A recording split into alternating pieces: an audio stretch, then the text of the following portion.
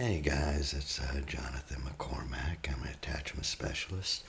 You can find me at attachmenthealinghelp.com. This is kind of the third part in a series about mostly women's sexuality, attachment, and desire. This is going over Emily Nagoski's book, Come As You Are. And at the end, I will give a meditation to awaken sexual energy. I just like to say before this, I'm not the sex guy. I'm just not that guy. I started getting interested in that. I am being trained in somatic sex techniques and sexological body work, because I just found that becomes an issue in attachment. But if this is your problem, probably want to see a couples therapist, which I'm not, or a sex therapist. I'm going to tell you what the sex therapist is going to tell you what to do. I'll just tell you in a moment. But also, I would really be cautious about sharing. I know everyone's like, "Yay, let's just talk about sex." To me, I've just seen so much damage that I would just be very cautious. You want to be really comfortable if you're discussing this with a therapist. Really safe. Know that this person's a good person, and you can do that. Otherwise, go to a specialist. That's what they're there for. So one of the interesting things, she makes a point. She does do a lot of sex education. I'm always shocked. I'm shocked that women don't know this about themselves. Just for example, her whole thing is a woman will be aroused depending on context. And women have a little gear that says yes and a little gear that shuts down. And she gives them big technical words like the sexual inhibition system. And to me, it's like, you didn't know that? Yes, sometimes women get turned on, but you can turn them off too. They get turned off. You didn't know that? Perhaps it's because they use big fancy words. I don't know. To me, this is all obvious. And the big thing is, a woman has to feel safe, has to feel secure to really experience sexual pleasure. A lot of women are like, why am I not experiencing sexual pleasure? Well, because your life is really stressed out. Perhaps that's it. Or perhaps you ought not to. I know the guy you're with. You should not be aroused by him. He doesn't respect you. He's not affectionate. He doesn't listen. Yeah, how are you going to get turned on? It's more than physiological. Sex always is. I have no idea why women, and this book, Come As You Are, this is a huge seller. And women are like, I've never seen this, and it transformed me. And I talk to people, go to sex therapists, and they're telling me what they're learning. And to me, it's like, how could you not know that? I haven't watched TV in such a long time, but my buddy of mine says, no, this is, I guess at a certain point, 60s or 70s, they're just try to kind of remove sex from everything, from spirit, from body, from any sanctions. They kind of have this false sense of just, a girl can go out, just have sex, just boom, she wants it, boom, it will just happen, and you'll live happily ever after. No, I know it would be nice, but that's just not how it works for men either. But one of the things she points out is that, and this will blow men's minds, then they actually did this study, got a bunch of dudes, straight and gay, and they gave them straight pornography and gay pornography. And this will shock you, but the straight men would get an erection, but the straight pornography and not the other pornography. That's not so surprising. But women, so if the man was mentally aroused, he'd be sexually aroused. When he's sexually aroused, he's mentally aroused, It's not just a physiological response, usually. Not 100% of the time. I mean, you've been in situations where you've men have, it's ready, but you're like, I do not like this girl. Physically, maybe she turns me up. Mentally, she disgusts me, and no, and I'm going to turn down the sex. I'm going to leave, even though physiologically you're ready. You've decided no. That's a lot more common with women. And the statistic, believe it or not, they sat down. The women did the same thing. Gay magazines, straight magazines. There's only a 10% overlap between what her was doing, between that and what she is psychologically aroused by. 10%. There's almost no predictive relationship between how aroused a woman is and how her genitals are responding. There's no, which is amazing. And her response, or, response, or little, will be about the same no matter what kind of porn she's shown. It might match her sexual orientation. It might not. This is called arousal non-concordance, if you want to get technical. The idea is that arousal comes first, before desire. That genital excitation, that just happens when you notice that might happen. You still might not like it. You still might not want it to happen. But it's just automatic, It's any sexually relevant stimulus, boom. That doesn't mean you have to act on it. And this is so important for guys to know, because I've heard so many men, she told me no, kept saying no, but bro, she was ready, she was so wet, and yeah, she was probably physically aroused, but mentally perhaps she didn't want to.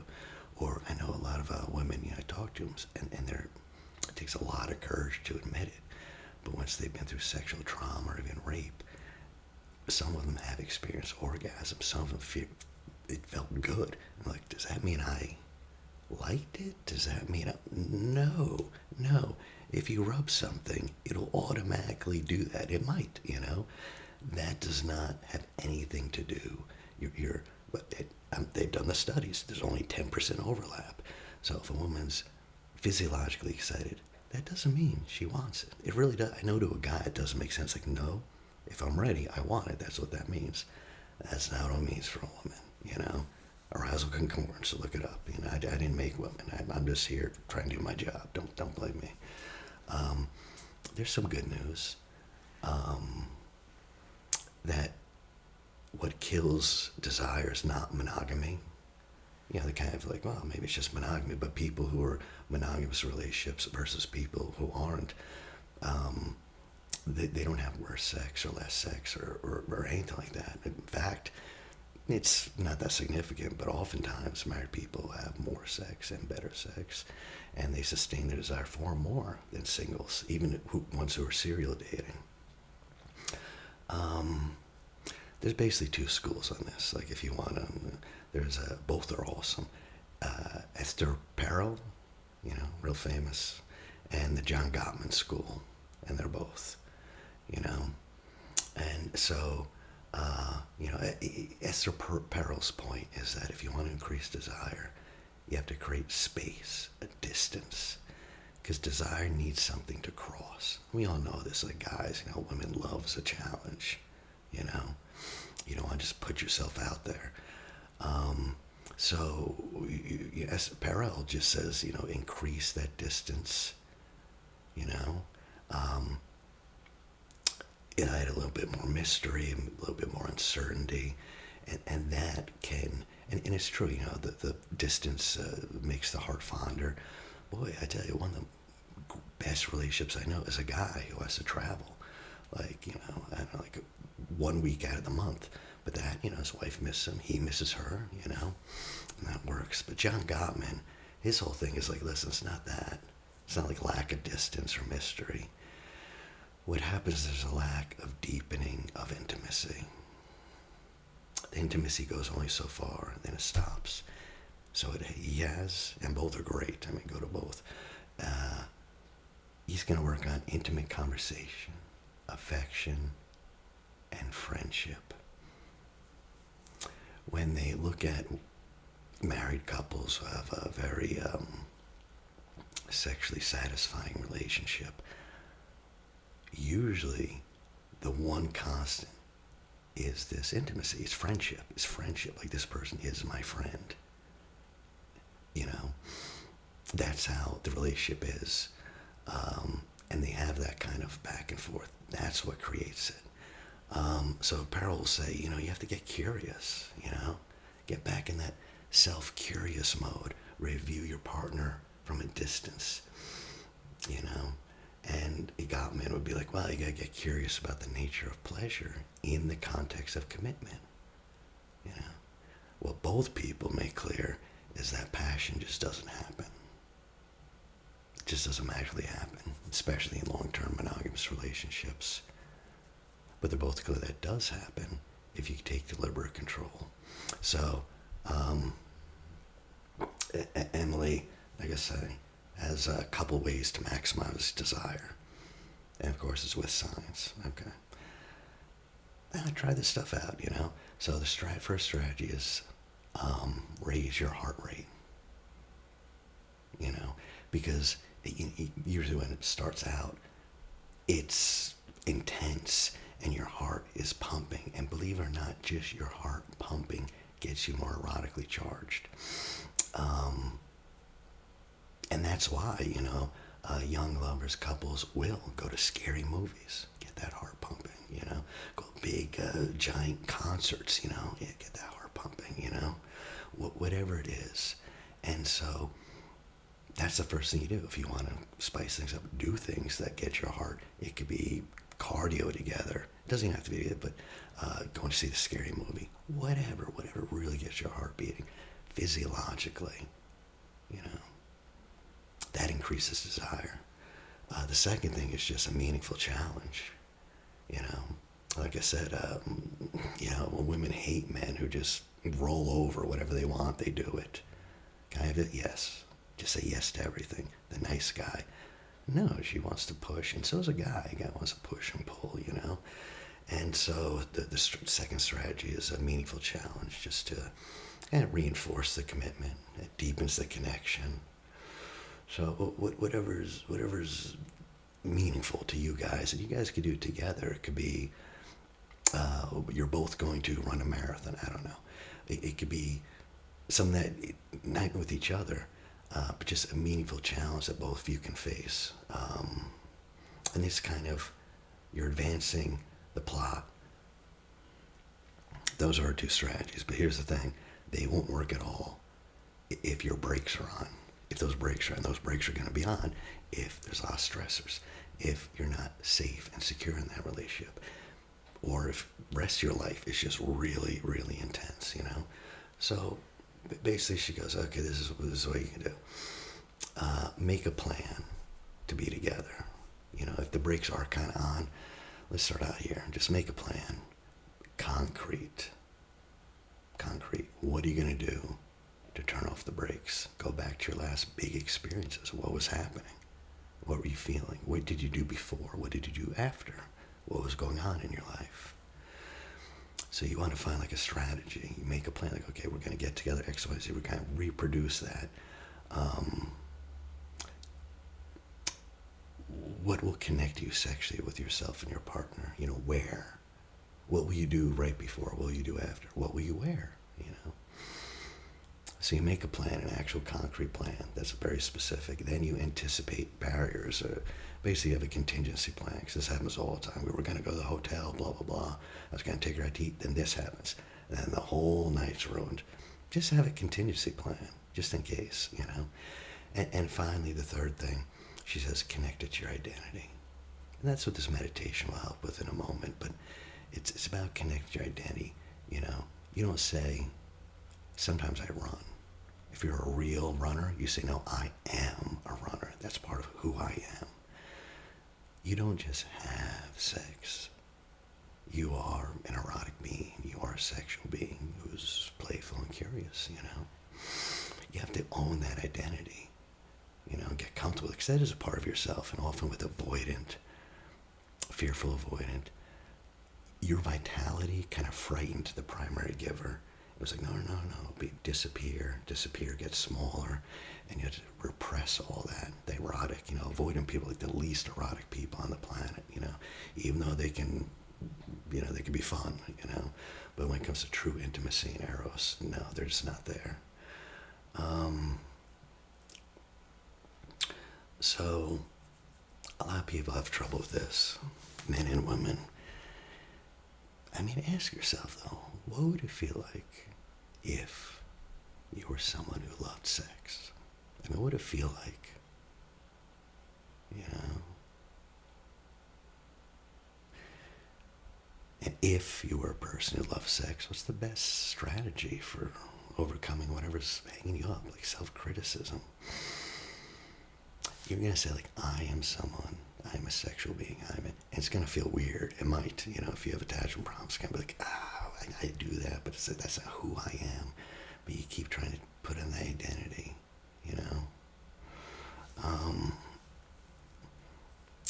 But also be honest about the identity, because if you're stressed and depressed and anxious and self-critical, name all those things that why you can't be. Like, I am this erotic sexual, and you think it, you try it on, and it's like, that does not sound true. Why? Well, because I'm stressed, I'm anxious, I'm this, I'm that. If you say, I am too damn tired and lonely to be a person who loves sex, that, great.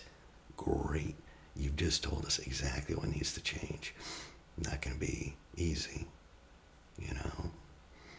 And people kind of struggle at first between those identities,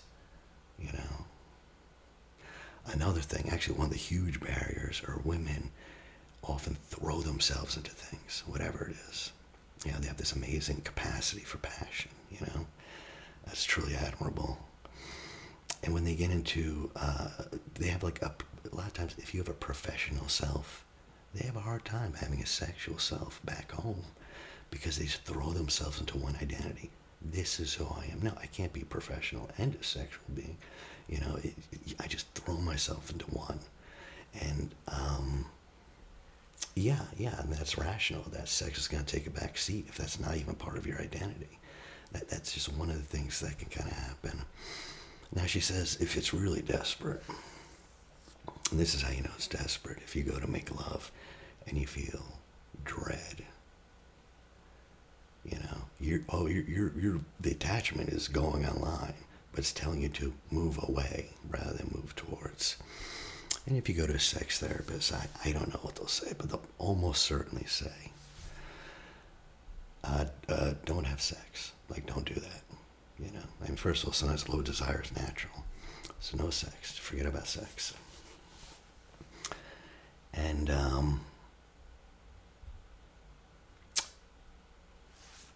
you can practice sensate focusing. I did a whole video on that. And there's only two things that sex therapists, unless you're going to get really crazy, it's going to be sensate focusing, or Betty Friedman's wheel of I forget what's called, wheel of permission or something.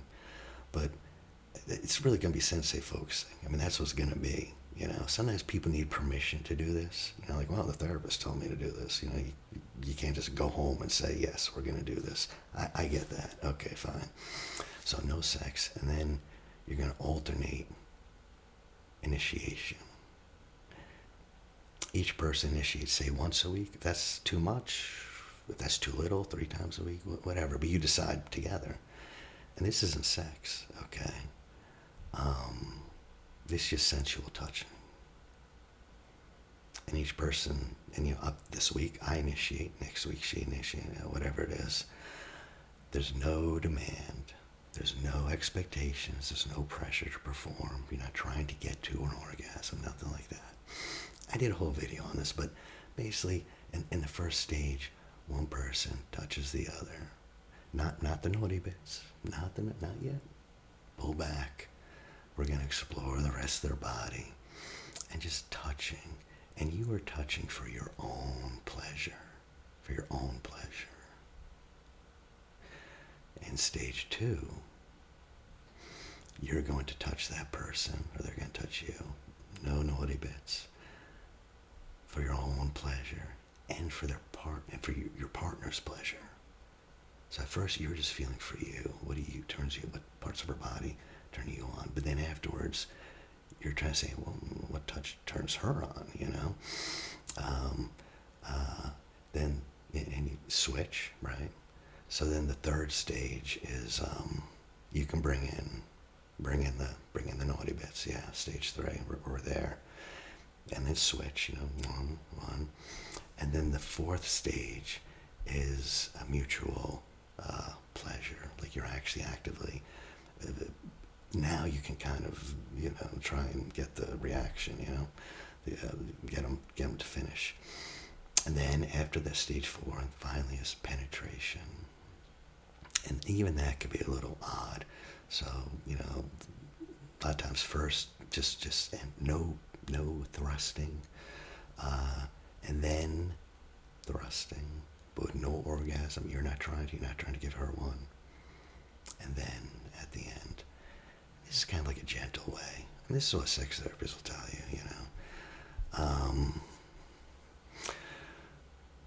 Why that works is because the person doing the touching has to practice something. You're practicing self-assertion. If you have attachment issues, you're not used to that. And the person being touched is practice self-protection. And boy, you might not know much about practicing self-protection. So this is why it's a great exercise, So at the first stage especially, the toucher must do what feels good. But also the touchee says stop when it's uncomfortable.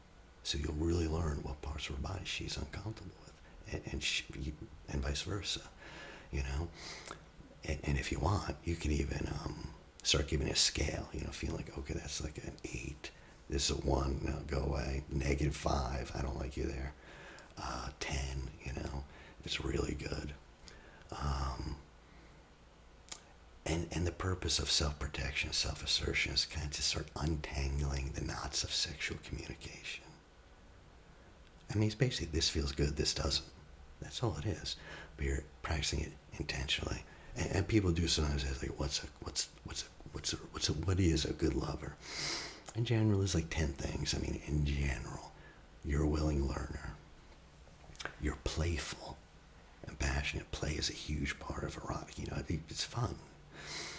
You make your partner feel sexy, especially women. Women need to know they're beautiful and desirable. 4, you're confident. And confident people aren't afraid of being vulnerable. Because they're kind of like, this is who I am. And this is a part of myself I don't like, but, that's fine. You accept it. 5, you're willing to experiment. The 6, you communicate. Like, you actually communicate your needs. Like, this is what I really... And you listen when your partner communicates. 7, don't rush. That alone. You have all the time in the world. 8, you enjoy giving pleasure as much as you enjoy receiving it. I'm sure. And 9, you're supportive. You're not judging, And the 10th just has to be being embodied. You're fully present in the moment. You're making eye contact when it's, you're really taking the other person in. And that's kind of the scene what you're going for. But now I'll just give you a meditation to awaken erotic energy. If you have any severe sexual trauma, I would not do this, or you do it with a therapist or someone close to you.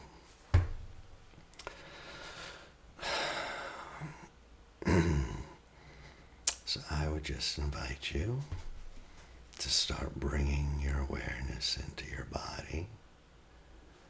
Just bringing your awareness in,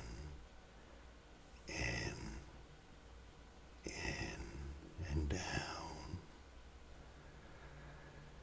And we can just notice the weight of the body being held by gravity. And you just notice your breath, the rise and fall of your chest, just natural rhythm of breathing. Yeah. And now we're going to take 3 super deep breaths. Take a super deep breath. Hold below the belly and slowly release.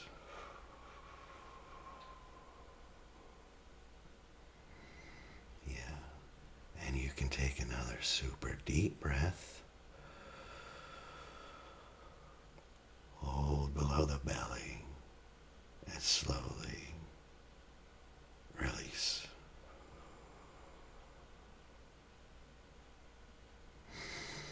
Last one, super deep breath. Hold below below the belly and release. Yeah. And now, just be aware of your body. And you can bring your attention to the base of the spine. And notice the tiny ball of red energy spinning there. And as you see this red energy spinning, at the center is a red pin of light. And this red ball of light begins to grow and get bigger until it surrounds your body. Move up. Let it surround your body as it encompasses everything. And you're inside this red spinning energy. Yeah. You can move up a few inches from your tailbone and find the organs in your body that create life. This is your creative center. And there you see an orange light activated. It's the size of a pin. And as you inhale, you allow this light to grow to the size of a marble. And you inhale again and grow the light until your entire midsection is surrounded by this creative, warm, orange light energy. And filaments of light infuse your creative organs with warm energy. Warm energy moving to your kidneys, your bladder, your lower vertebrae. And you allow this light to grow even more with your next breath. Yeah, even allowing it to grow further until this warm light now surrounds you as a creative shield. And warm rays of light infuse your whole body with grounded, passionate energy. And as your entire being basks in warm amber light, the light infuses you with healthy sexual energy, creative energy, and inner flourishing. Yeah. And if you focus on the light to your tailbone, and just focus as you breathe and notice what it feels like there. And when you breathe in, you think, I am safe in this body. This body is joyful, healthy, strong, beautiful. Breathe in. I trust my body.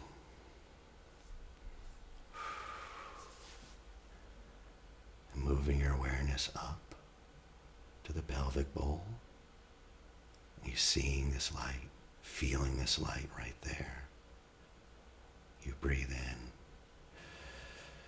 It's safe to express my sexuality. I deserve sexual pleasure.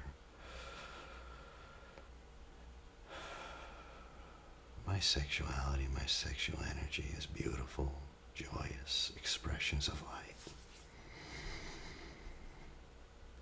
Yeah. And now you move your awareness to your navel. And you see and feel a light in your navel around the solar plexus. And you breathe in, expressing sexual power feels good. Breathe in. I trust my power and how I use it.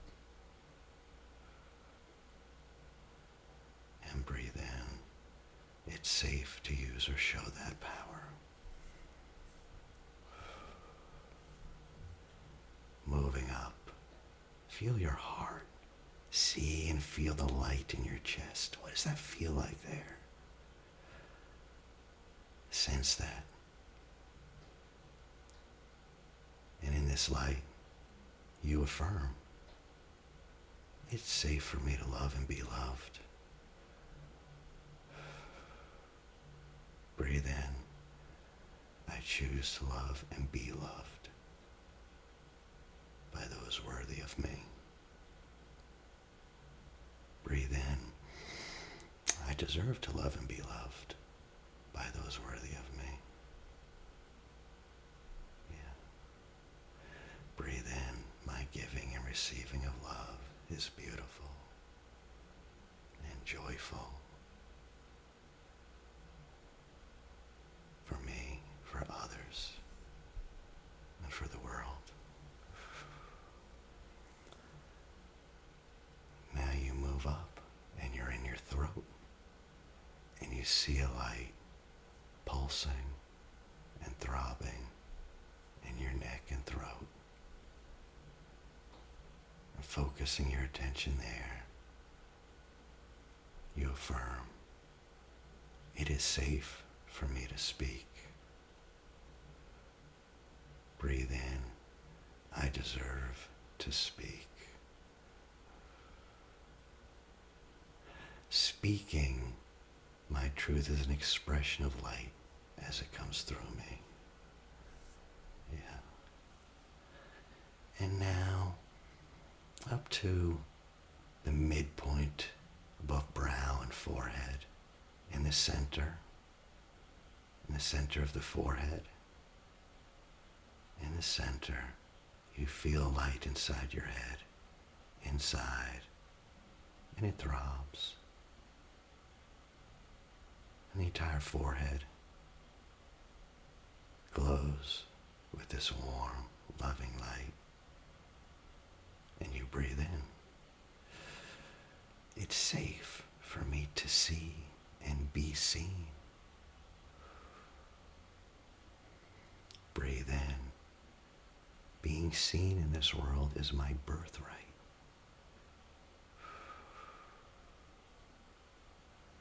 Breathe in. I deserve to be seen.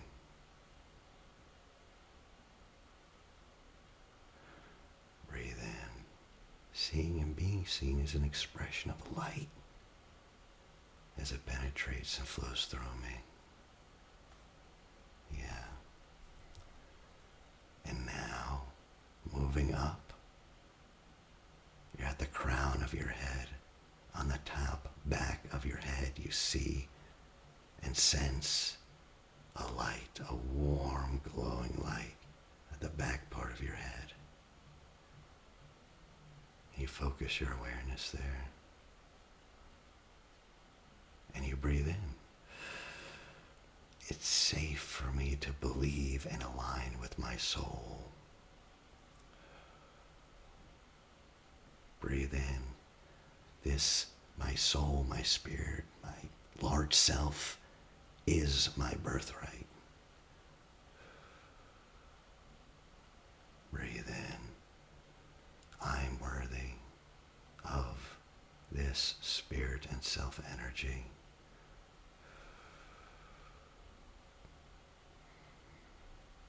I trust my own soul.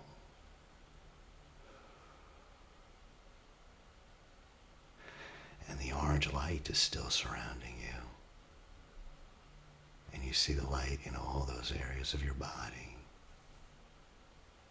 All those areas start to absorb the orange light. And the orange light shrinks, flowing into those centers, swirling in the pelvic area, releasing warmth and pleasant feelings. And all these areas are awake and blooming like a flower with 1,000 petals. And as you breathe, ribbons of this beautiful light weave in and around your lower abdomen, infusing you with creative, abundant energies. And you absorb it. And now, when you're ready, but only when you're ready, you come back, eyes open, and you're here and ready to face the day.